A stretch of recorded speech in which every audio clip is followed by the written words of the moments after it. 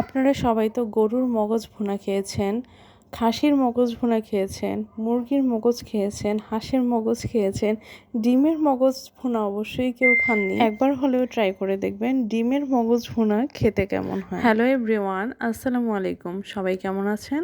আশা রাখি সবাই ভালো আছেন। আমিও আলহামদুলিল্লাহ অনেক ভালো আছি। তো ডিমের মগজ ভুনা করতে যা যা লাগছে, ডিম তো অবশ্যই লাগবে যেহেতু এটা ডিমের মগজ ভুনা। আর রেসিপিটার নাম মগজ ভুনা আসলে আমি নিজে দিয়েছি। তো এখানে যা যা লাগছে, এখানে লাগছে হচ্ছে ডিম। ডিমটা আমি আগেই ফেটিয়ে একটু ঝুরি ভাজা করে নিয়ে রেখে দিয়েছি। তারপরে কড়াইতে আবারও তেল দিয়ে দিয়েছি। তেলের মধ্যে আমি দিয়েছি হচ্ছে শাহি জিরা। আপনারা চাইলে শাহি জিরা না থাকলে এমনিতে যে জিরা থাকে ওই জিরাও দিতে পারেন।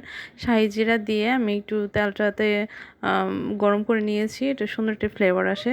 আর হচ্ছে দিয়েছি একটা তেজপাতা চিড়ে দিয়ে দিয়েছি, আর পেঁয়াজ দিয়েছি। পেঁয়াজটা ভালো করে ব্রাউন কালার হওয়া আগ পর্যন্ত একটু ওয়েট করব।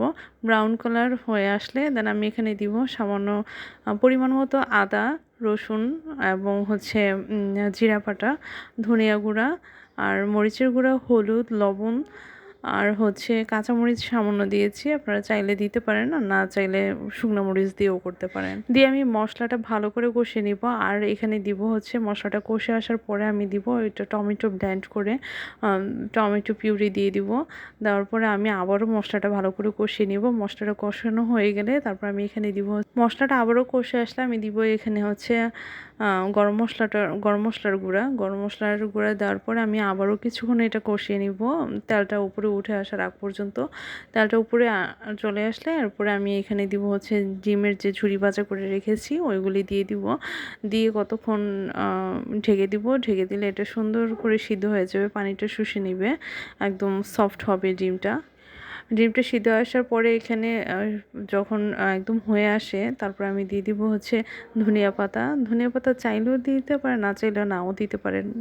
জাস্ট হয়ে আসলে যখন ঢাকনাটা উঠাই সুন্দর একটা ফ্লেভার আসে। আর হচ্ছে গিয়ে খেতে কিন্তু দুর্দান্ত হয়েছিল, অনেক মজা হয়েছিল। আপনারাও ট্রাই করবেন। বাসায় যখন মাছ মাংস না থাকে তখন এই রেসিপিটা একদম একবার খেয়ে দেখবেন, ভালো লাগবে।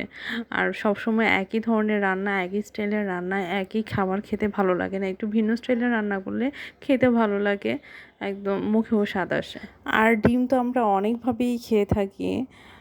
এক এক রান্নার একই জিনিসের ধরেন একটা সবজি হোক বা একটা ডিমই হোক, আপনি এটা ভিন্ন ভিন্নভাবে রান্না করে দেখবেন, এটার ভিন্ন ভিন্ন স্বাদ আসবে কিন্তু।